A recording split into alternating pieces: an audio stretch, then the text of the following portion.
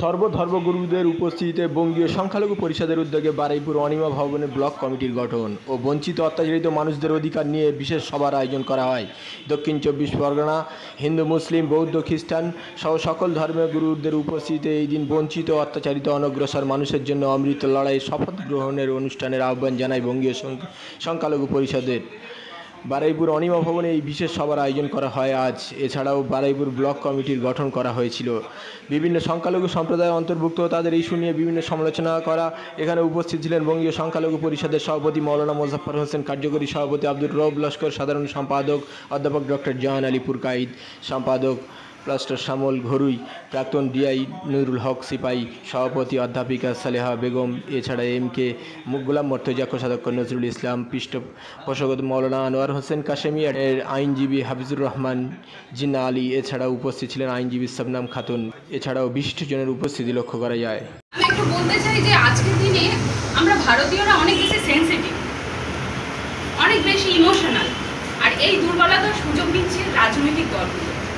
কখনো ধর্মের নামে আমাদের মধ্যে বিভেদ সৃষ্টি করছে, কখনো কোনো পোশাকের উপরে নির্দিষ্ট করে বিভেদ সৃষ্টি করছে। সম্প্রতি আমরা একটা ঘটনা দেখেছি মুর্শিদাবাদে, একটা নার্স যে হিজাব পরিধান করেছিল বলে তাকে একটা নার্সিংহোম, বেসরকারি হসপিটালে সে জব করতো, সেখান থেকে তাকে ইয়ে করে দেওয়া হয়, বের করে দেওয়া হয়। তো পরবর্তীকালে আন্দোলনের ফলে আবার তাকে রিজয়েন করার সুযোগ দেওয়া হয়েছিল। তো এই ক্ষেত্রে আমি বলতে চাই যে ভারতের সংবিধান আর্টিকেল 24 আমাদের যে অধিকার দিয়েছে, right to life and personal liberty, তার মধ্যে কিন্তু আমাদের ধর্মের অধিকার আছে। আমরা আমাদের ধর্ম পালন করতে পারি, তার মধ্যে যে যার নির্দিষ্ট পোশাক আছে সে করতে পারে। তো এক্ষেত্রে আমাদের মধ্যে যদি না আইনি সচেতনতা থাকে, তখন কেউ কিন্তু আমরা প্রতিবাদ করতে পারবো না, এরকম অনেক আওয়াজ দাবিয়ে দেওয়া হবে। তো আরও কিছু বলতে চাই যে আজকের দিনে প্রত্যেক 30 মিনিটে কোনো না কোনো মহিলা যৌন নিগ্রহের শিকার হচ্ছে। সে কোনো ফর্মাল সেক্টরে জব করা হোক বা ইনফর্মাল সেক্টর, যারা ডোমেস্টিক ওয়ার্কার আছে তারাও যৌন নিগ্রহের শিকার হচ্ছে।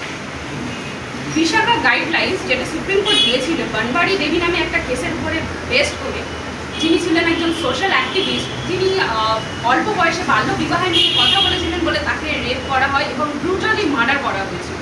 তো তার উপরে দাঁড়িয়ে সুপ্রিম কোর্ট বিশাখা গাইডলাইন্স জারি করেছিল, যেখানে প্রত্যেকটা কর্মস্থলে একটা আইসিসি, ইন্টারনাল কমপ্লেন্ট কমিটি থাকবে।